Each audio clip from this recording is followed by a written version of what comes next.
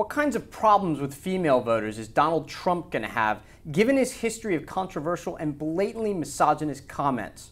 Here to talk about this with me is Gillian Tett, U.S. Managing Editor of the Financial Times. Gillian, what do you think? Donald Trump polls so badly with women right now. Is he going to be able to dig himself out of this?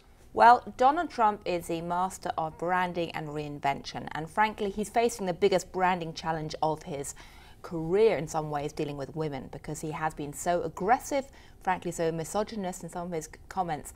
And his problem is that on the one hand, that actually appears to win him some popularity amongst some voters, but it obviously alienates many women. So the question is, can he maintain that popularity with the voters who actually like him because he's being so aggressive and brash or honest, while also reducing some of the alienation?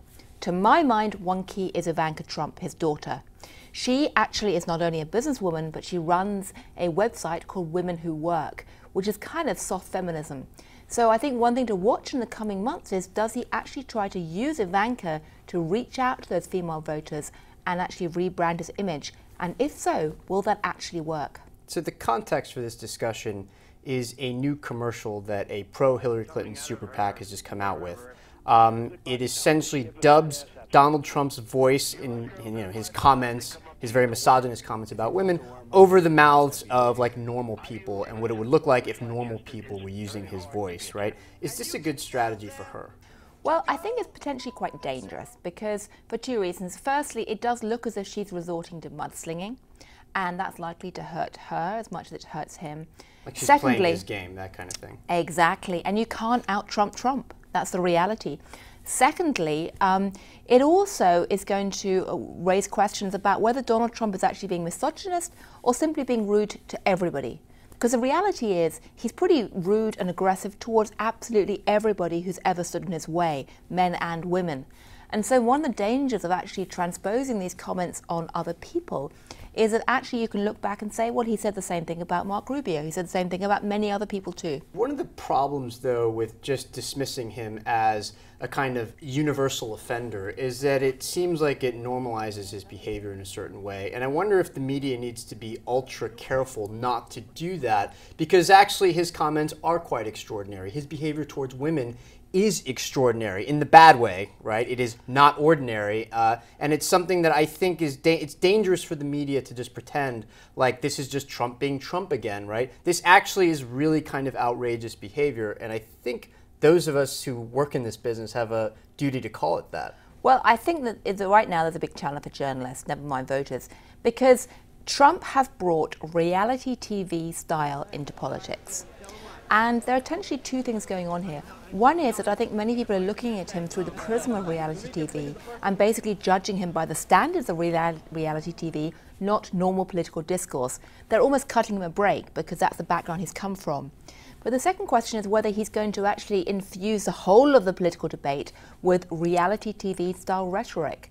And that's why when Hillary Clinton comes out and starts using this kind of language, it's a trend that's very important to watch, because actually we could see a situation where everyone's drugged down.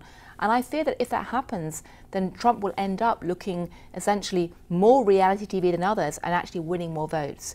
When Marco Rubio tried to essentially out-Trump Trump, he lost very badly. Right, he just wasn't as good at the branding game as Absolutely. Trump was. There's an interesting philosophical question about all this too, and it goes back to your earlier point about how some voters actually like this behavior, that they vote for Trump because of this behavior, not in spite of it, right? So his slogan is "Make America Great Again," right? It's partly about nostalgia. It's partly about bringing back older and what I would label archaic gender norms and other ways of doing things that I think most of us have moved beyond. So in his case, it would be that the man is the breadwinner and the woman stays at home and takes care of the kids or whatever. He's even described childcare as acting like the wife, right? That seems like something that for a normal politician would be really impossible to get beyond in a general election, even if it worked for a big part of the Republican, voters. It worked for a lot of them. Does he actually have a chance at overcoming that just because he's so good at persuasion and at branding, or is this something that's going to stick?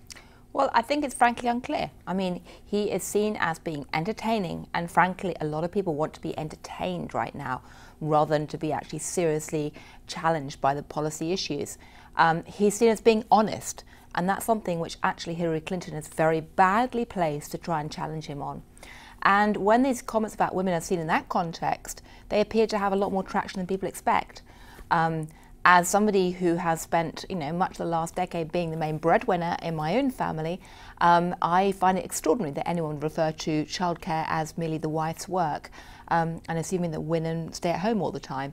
But the reality is that there is a certain proportion of the electorate that does feel that way, and more importantly, there are people who want leaders to talk honestly in a way that's unfiltered when they discuss issues today. Gillian, Tett, thanks very much. Thank you.